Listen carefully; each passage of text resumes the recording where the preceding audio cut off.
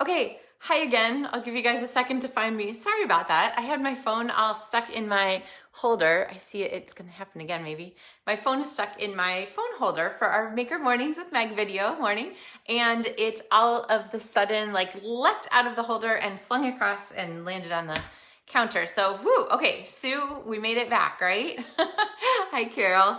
Okay, so are you guys ready for a card project? I'll kind of give you guys the intro as people re-find us again here. Sorry about that, guys. You know, sometimes your phone just doesn't want to stay in its holder. Okay, so the stamps that we're using today is Garden Wishes. So I wore my yellow because we are all about the Bumblebee ink pad color today. And we are going to make our fourth in the series of Garden Wishes cards that I've been sharing during the month of April. And hi, Rita and Trish and Pam and Carol and Deborah and Teresa. Okay, glad you guys found me again. So fourth in this series of projects, and we're gonna do a gatefold card today. A gatefold card is basically anyone where it opens in the front to show kind of what's inside with a gate where the things come together. Do you like my little, that's my sign for gate card. I am not an ASL speaker. Anyway, we're doing an offset gate card because one of the things I really love about gate cards is you can have a great panel across the front, and that panel really lets you show off some paper and add an extra fun fold and just gives you a little bit more variety to look at. So I'll show you our card here. So this is the one we're making today, which on the front, when it comes right out of the envelope, looks like a normal card, but then opens to have this sort of gatefold action on the inside. So we're going to talk a little bit about coloring. We're going to talk a little bit about layering. We're going to talk a little bit about the designer series paper. All right. So you guys ready? Okay, I'm going to try and turn my camera down and hopefully we'll all stay together this time. Gotta love when technical difficulties are exciting. This is the tech week actually for my daughter's high school production of Little Shop of Horrors. So if anybody is a huge Little Shop of Horror fan, you can catch that show streaming May 5th, 6th, 7th, 8th, and 9th, 6th through 9th. Anyway, let me know if you want information about that, and I can get you some information. So, okay, but speaking of tech week, you know, microphones, all those things, just kind of crazy. So, all right, and Carol, man, I have to wake myself up. So perky in the morning is the way it goes. And actually today we've already been to the dentist, so son got a checkup. It's all exciting around here, right? Oh, and here comes Pepper, who is probably gonna wanna be let out in a moment. But let me grab my cardstock here and tell you a little bit about our pieces. And so we have a regular sheet of cardstock. Oh, see, there she goes, wanting to be let out. I'll tell you about this. It is 11 inches wide by 4 1/4 inches tall. And that cardstock is just basically half a sheet, but split the sideways direction so that you get a long card instead of a short card. And you can score this, secret to be told, you can score it any place you like. You can score it in the middle, you can score it wherever, but let me show you what I'm doing here. I'm going to use this upside down, so it'll be upside down for you guys. But basically, it's really simple. You need a piece in the middle that is 5 1/2 inches wide to make a gate card, okay? Because that's going to be the back of your card, and then your flaps will be at the left and right. So wherever you want to score it, you just need to make sure that you count 5 1/2 inches in the middle. So I actually don't remember where I said the scoring was for the directions on this card, which are part of the PDF tutorials that you get as a thank you for ordering from me in April. But we're gonna make up our own version now, and I'm gonna make my math really easy. I'm gonna score this at 1 1/2 over here, okay? Whoops. Okay, 1 1/2 over here, which means I need 5 1/2 inches here. So let's see, 5 1/2 plus 1 1/2 is 7, so I'm gonna score the other half at 7. There we go, and now you'll know that you did it correctly if you fold your gates and the gates meet in the middle, okay? So really pretty flexible. You could do anything you want for that scoring area, just as long as you leave yourself a 5 1/2 inch wide piece in the center. So then our layer here is going to go on the inside, and this is cut to have a 1/4 inch layer all the way around. So this piece is 5 by, let's see, 5.5. So it's 5 by 3 3/4. And then the piece on the front, you can cut, I usually cut with just an 1/8 inch layer around. So this piece is 5 1/4 by 4, okay? So designer series paper for this. Let me talk a little bit about this paper because it's gonna be retiring soon. It'll go away when the January through June mini catalog goes away. I'm just gonna show you the cover of the catalog in case you forget which one that is. That is this one. So when this one goes away, then this paper is going to be gone too. And the thing that I love about this paper is it has all these gorgeous floral pages, which are actually oil painted by an artist at Stampin' Up. So she did original oil paintings for these, and then they digitized them and turned them into designer series paper. So they're beautiful. But if you look at the backs of each of these papers as I go along, the backs are beautiful too. And they are sort of monochromatic, which gives you a really nice background for lots of things. So here's this peachy one, which if you've seen me talk about Petal Pink and Blushing Bride, this matches both, which is like a miracle paper. We have this one, which is sort of minty and also sort of Coastal Cabana-y and sort of pretty peacocky, which is about to go away. So lots of good possibilities. But the one that I picked for this is this yellow, because I absolutely love the way it goes with bumblebee paper. So when you're looking at that fine art floral paper, and the link is in the video description, don't think just about the flowers. Think also about that awesome background paper there. So let's see. Oh, Sue's daughter was in my Little Shop of Horrors too. Oh, how fun. That's really cool. And Sue's daughter went to the same high school that my daughter goes to. Just a couple years apart. Let's see. So I'm going to bring my paper back in here. Now the gist of our gatefold card is that we have a gatefold, and the front of our card is going to be here. So let's talk a little bit about this mechanism. You want to make sure you use a super strong adhesive on this part. So choices are Stampin' Seal Plus or Tear Tape. Because those will hold everything in place so that people can open and close your card, because it's so much fun. So trick with this, you want to make sure you don't put adhesive on the piece of paper that's going to go beyond the gate, or you will lock your gate. So if you're careful, you can go ahead and put that adhesive here on this side of the card. Now I'm doing Seal Plus, which I adore because it's super fast to apply. And you'll notice that I wasn't super close to the edge because I want to make sure that when I put this piece on, it doesn't have adhesive showing around the edges. That would be sad. Okay, so I'm going to just close this up and layer. And so now we have sort of the mechanism for the front of our gatefold. Okay, next part is going to be to stamp some of our layers. And for that, I have the, like I said, gorgeous Dandelion Wishes or Garden Wishes stamp set. And I'm going to use our piece of scrap paper here to bring in our dandelion. And we are, yes, again, going with the blending brushes because I do love them so. So let's go ahead and stamp our background. Now this fun fold card is real similar to the easel card that I showed you at the very beginning of my Garden Wishes tutorials. We're going to give this a second to dry, so I'll just pop this in. So here is the gatefold card. So it actually opens and it has sort of a Z-fold element on the side.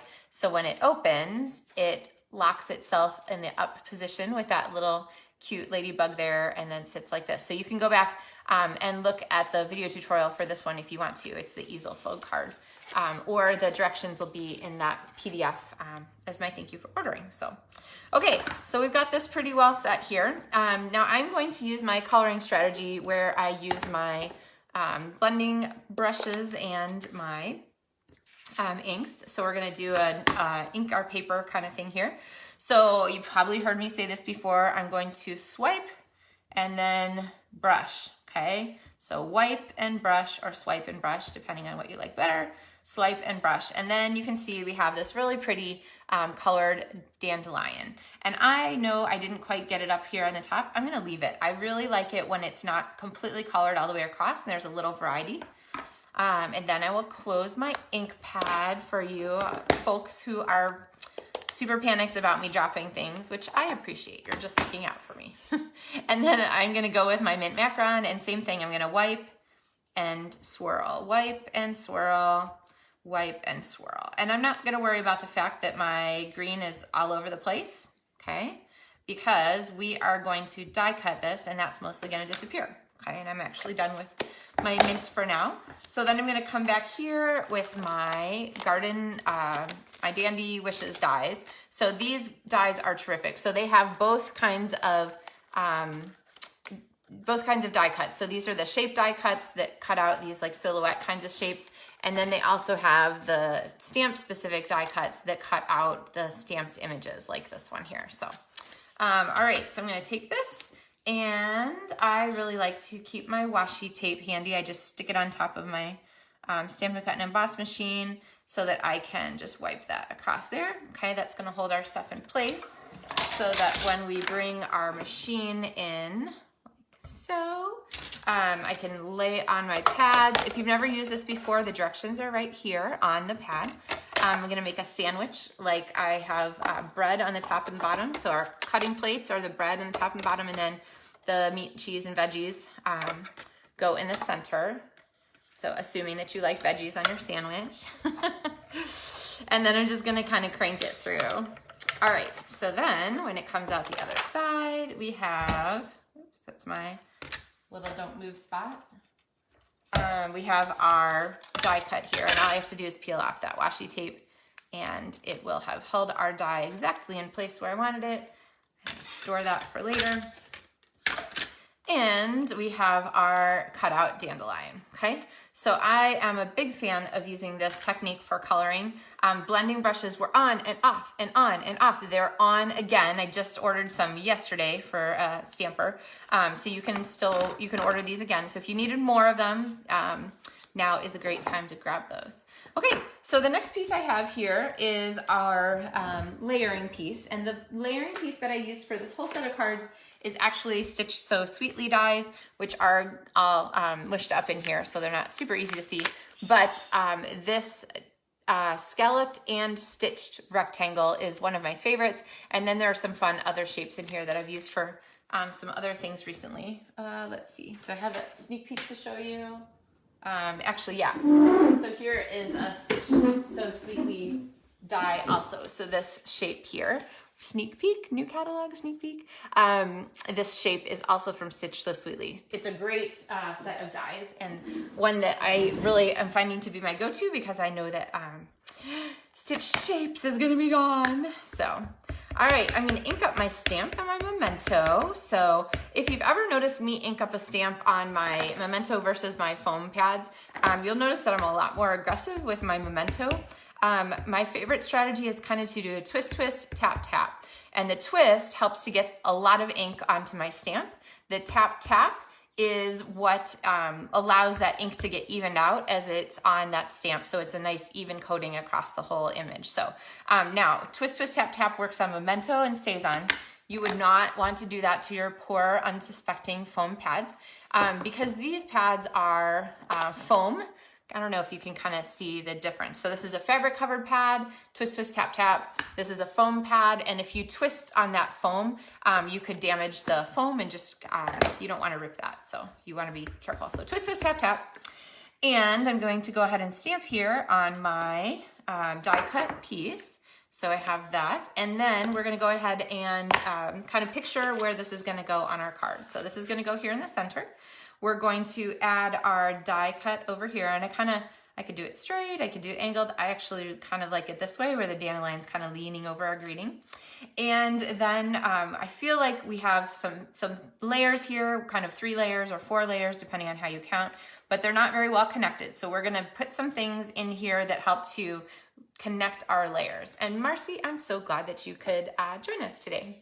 Petra asked, what size is the base of the card? The base of the card, Petra, is 11 inches by 4 1/4, so it's just half a sheet of cardstock. And at the beginning, I explained about the scoring and how you really can do whatever you want with it. You just have to make sure that whatever you score at, the center section is 5 1/2 inches. So, okay. So one of our great connections here, I'm going to kind of eye this. I'm not going to stick it down quite yet. I'm going to add this element here. I love this little stamp, and I'm gonna have some of it come from behind. There we go. So it just peeks out just a little bit. Okay. You like that? Yep, that looks good. And then, let's see, I think we can probably pretty safely put these layers together. Let's do that. So I'm gonna go ahead and pop some dimensionals here on the back of my dandelion and stick this down. And then we're gonna go back and look one more time at how our layers are connected on our card to the base. So, okay, there we go with that. All right, so I kind of like this, but I wish that it had one more element. So let's look at adding a little strip here. I'm gonna add this kind of down here at this 1/3 line. So it's lined up with a 1/3. So 1/3, 2/3, 3/3, it's on this 1/3 line down here.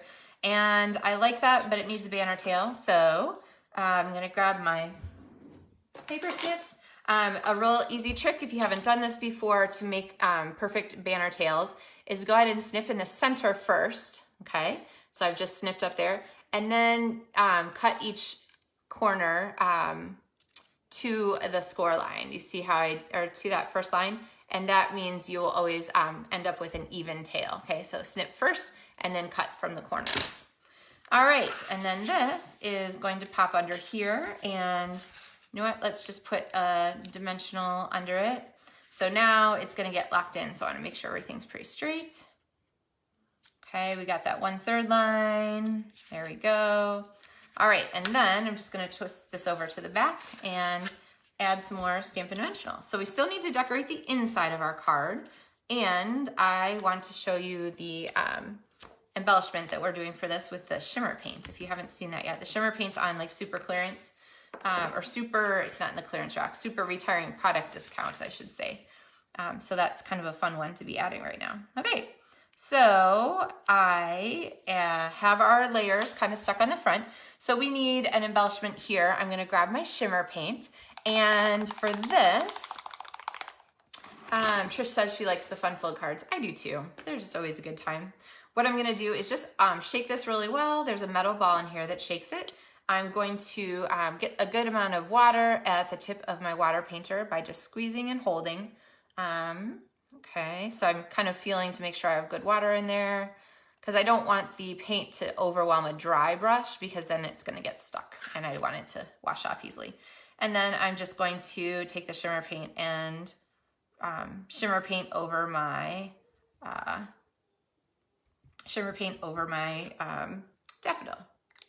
dandelion. We have daffodils blooming, so kind of on the mind. All right, and then can you see kind of how that adds some shimmer there to our dandelion? It's a really pretty accent.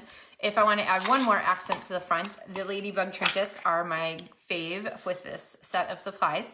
So I'm going to use a mini glue dot. I'm going to pop a ladybug onto my roll and just use that to pick up the glue dot. That way there's less, you know, sticking on fingers.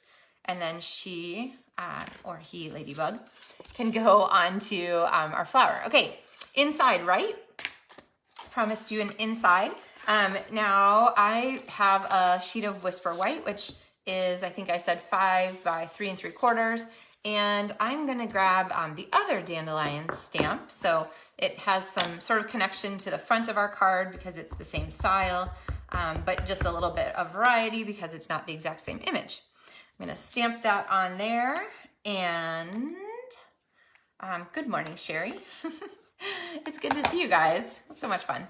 Okay, so then I'm gonna give this a second to really set up because I don't want to smear my Memento ink. And as I do that, I'm gonna bring my bumblebee pad back in here, and I'm going to just do a little swirl on here.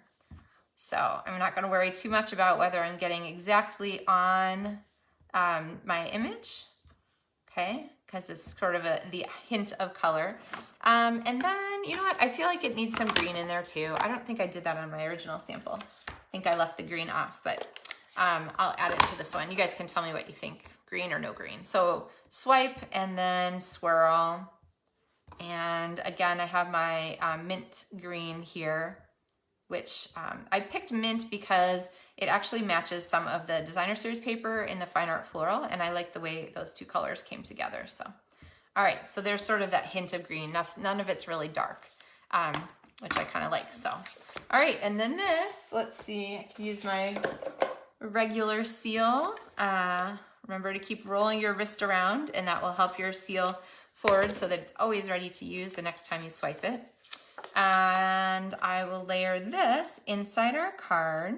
Okay, so now we have our Gatefold card, which we have talked about using the shimmer paint. We talked about using blending brushes. We talked about the Stitch So Sweetly labels, and we talked about how to adhere the fine art floral paper. And then on the inside, we have our greeting. So here is, or not our greeting, I guess, our extra interest. So here's the one without the green. I feel like I might have to go back and add it. And then here's the one we just did with the green. I kind of like the green on the inside. Yeah, Sue agrees. Have to have the green.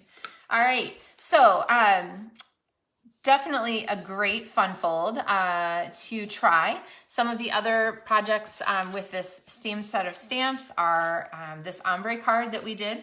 And I know that this ombre paper in the background looks a lot like the designer series paper that was part of Celebration in January and February, but it's not. We made it ourselves. So this is one of the other 4 tutorials for my Garden Wishes bundle in the month of April, and there's links to the kit information for this, or the sort of what to order information on this if these cards are really intriguing to you.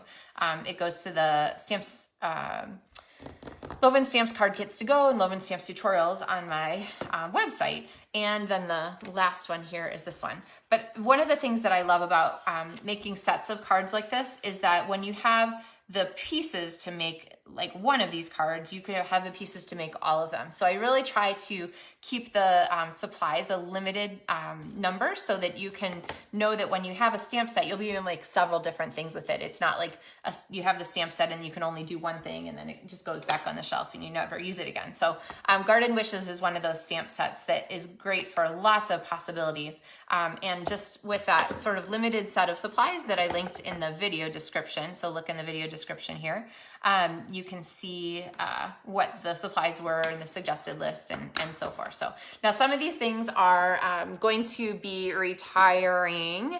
The shimmer paint retires at the end of, well, on May 3rd, or while supplies last.